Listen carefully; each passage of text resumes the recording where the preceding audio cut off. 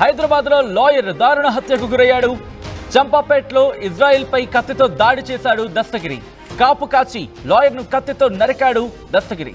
ఆసుపత్రిలో చికిత్స పొందుతూ లాయర్ ఇజ్రాయెల్ మృతి చెందాడు. దాడి తర్వాత పోలీస్ స్టేషన్లో లొంగిపోయాడు నిందితుడు దస్తగిరి. ఇజ్రాయెల్ ఇంటిపై ఉన్న మహిళకు దస్తగిరి వేధించినట్టుగా తెలుస్తోంది. లాయర్ ఇజ్రాయెల్ ను ఆశ్రయించింది సదరు మహిళ. దస్తగిరిపై లాయర్ ఇజ్రాయెల్ ఫిర్యాదు చేశాడు. లాయర్ పై కోపం పెంచుకున్నాడు దస్తగిరి. ఇజ్రాయెల్ ని చంపేందుకు 4 రోజులుగా ప్లాన్ చేస్తున్నాడు. మృతుడి ఇంటి దగ్గర పలుమార్లు నిందితుడు రెక్కి నిర్వహించాడు. ఉదయం బయటకు వెళుతున్న ఇజ్రాయెల్ పై కత్తితో దాడికి పాల్పడ్డాడు ఇతగాడు. లాయర్ ఇంట్లో ఎలక్ట్రీషియన్ గా పనిచేస్తున్నాడు దస్తగిరి. ఈ నేపథ్యంలో ప్రస్తుతం ఆ విజువల్స్ మీరు చూడొచ్చు. ఘటనా ప్రదేశంలో అక్కడికి వెంటనే చేరుకోవడం జరిగింది. పోలీసులు చేరుకొని ఆ ఘటనా ప్రదేశం దగ్గర ఆ వాతావరణ పరిస్థితిని వాళ్ళక్కడ సమీక్షించడం జరుగుతోంది. దానికి సంబంధించిన విజువల్స్ మీరు చూస్తున్నారు. హైదరాబాద్ లో దారుణం జరిగింది. లాయర్ దారుణ హత్యకు గురయ్యాడు. చంపాపేటలోని ఇజ్రాయెల్ పై కత్తితో దాడి చేశాడు దస్తగిరి.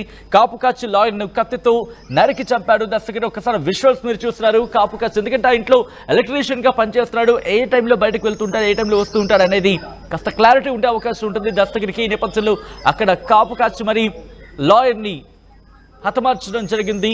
విజువల్స్ మీరు చూస్తున్నారు. క్లూస్ టీం అక్కడికి చేరుకునే ఆధారాలను సేకరిస్తోంది. ఈ ఘటనపై లాయర్ కూతురు లాయర్ కుమార్తె రియాక్ట్ అవ్వడం జరిగింది. ఆమె ఏముంటుందో చూద్దాం. వాళ్ళకి సర్వెంట్ ఉంటారు కదా అపార్ట్మెంట్స్ కి, ఆ సర్వెంట్ హస్బెండ్ అండ్ వైఫ్ ఉంటారు. వాళ్ళకి ఒక పాప.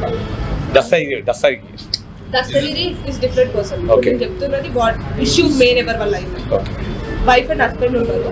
వాళ్ళకి ఒక పాప ఉంటుందా.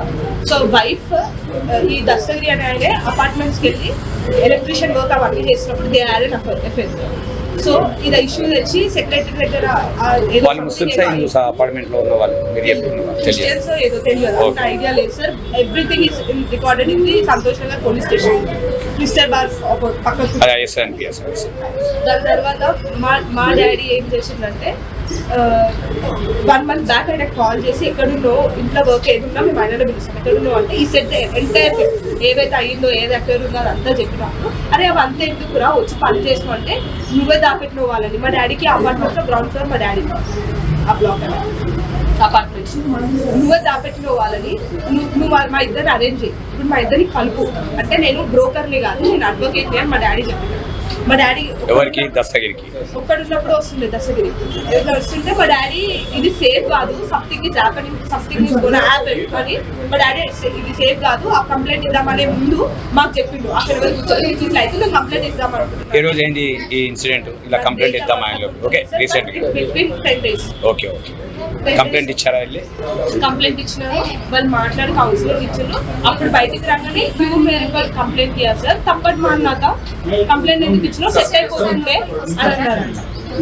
సరే ఫైన్ అని చెప్పి ఆయన కంప్లైంట్ అదంతా తీసుకున్నాక వచ్చేసినాక ఎవ్రీడే వచ్చి ఇక్కడ రెంట్ ఉంటారు సింగిల్ పోర్షన్లో వాళ్ళ డాడీ ఉంటాడు. ఆ డాడీ దగ్గరికి వచ్చి ఆ తాత దగ్గరికి ఎప్పుడు వస్తున్నాడు ఎప్పుడు వెళ్తున్నాడు వచ్చి ముచ్చట్లు పెట్టడం స్టార్ట్ చేసినాడు. ఈరోజు మార్నింగ్ కూడా ఈ టాక్ విత్ ద కంపెనీ ఆ ముసలైన మా డాడీ ఇట్లా టర్న్ తీసుకొని ఇది మా బ్లాక్స్ మా ఇల్లు టర్నింగ్ దగ్గర వచ్చేసింది.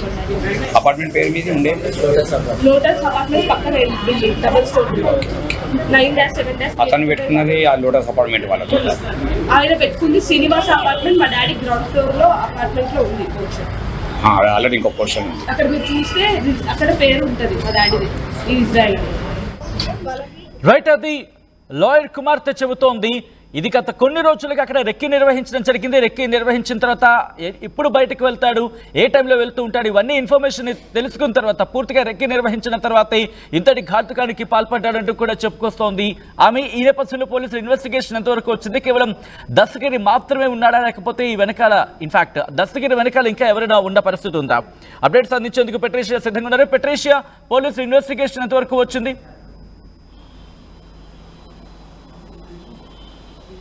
Yes, IAS Sadan police station పరిధిలో దారుణమైన హత్య.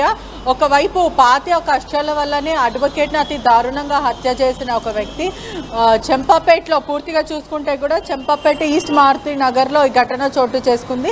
అడ్వకేట్ రంగారెడ్డి కోర్టులో పనిచేస్తున్న ఇజ్రాయెల్ అనే ఒక అడ్వకేట్ని అతి దారుణంగా హత్య చేశారు. వెంటనే హుటాహుటిగా కాంచన్బాగ్ హాస్పిటల్కి తరలించారు. ఒకవైపు చంపిన వ్యక్తి దస్తగిరి ఎలక్ట్రీషియన్ అని తెలుస్తుంది. ఆ ఇంట్లోనే పనిచేస్తున్న దస్తగిరి యజమానిని అత దారుణంగా హత్య చేశారు. మరోవైపు బాధితురాలకి మరియు దస్తగిరికి కొంచెం ఇల్లీగల్ ఎఫ్ఐఆర్ ఉందని అంటూ కూడా సమాచారం వస్తుంది.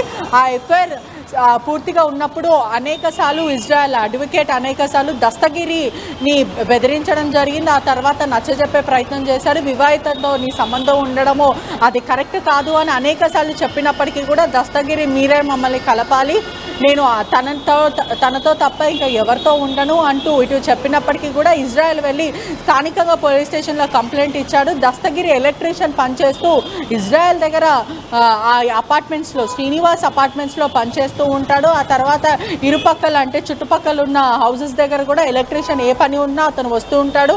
ఆ పని చేసుకొని వెళ్ళిపోతాడు. ఈ క్రమంలోనే ఆ వివాహితతోని మరి దస్తగిరికి పరిచయం ఏర్పడింది. ఆ తర్వాత వాళ్ళు సన్నిహితంగా ఉండడం మొదలుపెట్టారు. ఈ విషయమే ఇజ్రాయెల్కి తెలిసిన తర్వాత ఇద్దరికి కూడా నచ్చజెప్పే ప్రయత్నం చేశాడు.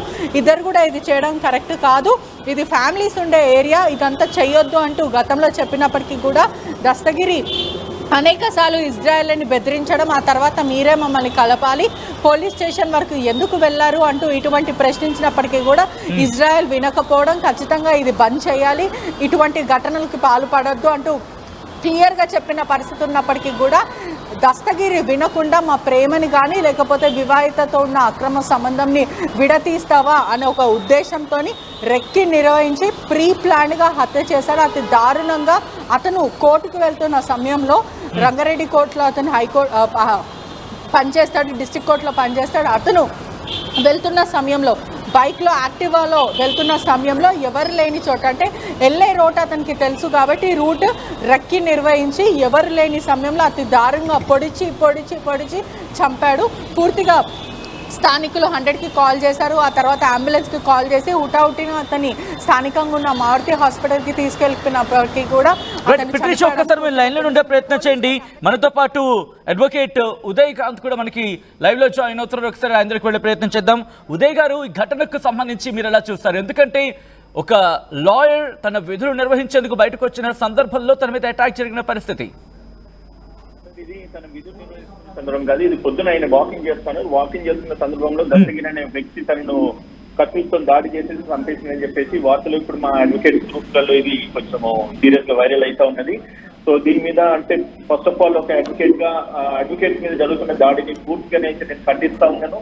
ఇటువంటి పునరుద్ధరణ కాకుండా చర్య తీసుకోవాలి. అయితే వివరాలకు వెళ్తే దస్తగిరి అనే వ్యక్తి ఎక్కడైతే మన ఇజ్రాయెల్ అడ్వకేట్ గారు ఉన్నారో ఆయన సేమ్ అపార్ట్మెంట్ లో ఉంటూనే అదే ఒక అపార్ట్మెంట్ లో ఒక అంటే వేరొక ఫ్యామిలీలో ఒక వివాహితను సంబంధం పెట్టుకున్నాడని చెప్పి చెప్పడం జరుగుతా ఉన్నది. ఆ వ్యక్తికును అంటే దస్తగిరికును వేరొక ఇంట్లో ఎవరైతే ఎలక్ట్రీషియన్ గా ఉండి ఎలక్ట్రికల్ వర్క్ చేస్తామని చెప్పేసి పోయేసి అదే ఇంట్లోనే ఒక లేడీతోనే అక్రమ సంబంధం పెట్టుకున్నాడు. సో ఈ విషయం తెలిసిన ఇజ్రాయెల్ అడ్వకేట్ గారు తనను ఏం జరిగిందని చెప్పి క్వశ్చన్ చేయగానే మాకు ఇట్లా వాళ్ళ ఫ్యామిలీ మెంబర్స్ ఇన్ఫార్మ్ చేయడం జరిగిందని చెప్పి తెలిసింది.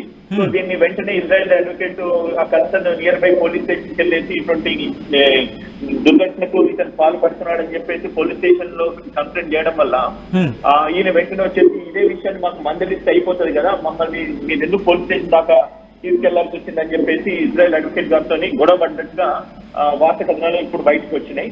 సో ఇందులో మరి ఈ విషయాన్ని ఆయన పగబట్టేసి కాపు కాసేసి ఈ రోజు పొద్దున ఆయన బయటకు వెళ్తున్న సమయంలో కత్తితో దాడి చేసేసి అటాక్ చేయడం ఆయన మళ్ళీ వీళ్ళు హాస్పిటల్ తీసుకెళ్లిన తర్వాత ట్రీట్మెంట్ జరుగుతున్న సమయంలో అడ్వకేట్ చనిపోయిందని చెప్పేసి ఇప్పుడే మా గ్రూప్ అడ్వకేట్స్ గ్రూప్ లో న్యూస్ వస్తా ఉందండి. దీన్ని అంటే న్యాయవాదిగా అండ్ మాకు కాంగ్రెస్ పార్టీ లీగల్ సర్వీస్ తీవ్రంగా ఖండిస్తా ఉన్నాను.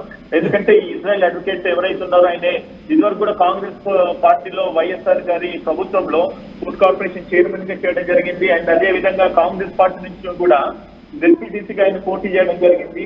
సో వివిధ సేవలు కాంగ్రెస్ పార్టీకి సేవలు అందిస్తూ న్యాయవాది వృత్తికి తన వృత్తి ధర్మం కింద ఆయనే వెళ్ళేసి తన యొక్క ఆవేదన అంటే డ్యూటీ డిశ్చార్జ్ చేస్తున్నాడు కానీ ఎటువంటి వ్యక్తిగత కక్షలకు అడ్వకేట్స్ కానీ క్లయింట్స్ కానీ లేకపోతే ఇటువంటి నేరస్తులకు ఉండయి అన్న విషయాన్ని వాళ్ళు కానీ ఉదయ్ గారు ఇలాంటి ఘటనలు ఎటువంటి సందర్భం, ఎందుకంటే దస్తగిరి లాంటి వాళ్ళు ఆ హీట్ ఆఫ్ ద మూమెంట్లో ఇటువంటి ఘాతుకాలకు పాల్పడుతూ ఉంటే ఇటువంటి కేసెస్ డీల్ చేయాలంటే నెక్స్ట్ అడ్వకేట్స్ ఆలోచించే పరిస్థితి పడిపోతూ ఉంటుంది. కాబట్టి దీనికి ఏమైనా స్ట్రిక్ట్ యాక్షన్స్ అవసరం కనిపిస్తోందా, లేకపోతే స్ట్రింజెంట్ యాక్షన్ ఏమైనా కావాలనిపిస్తుంది దీని మీద?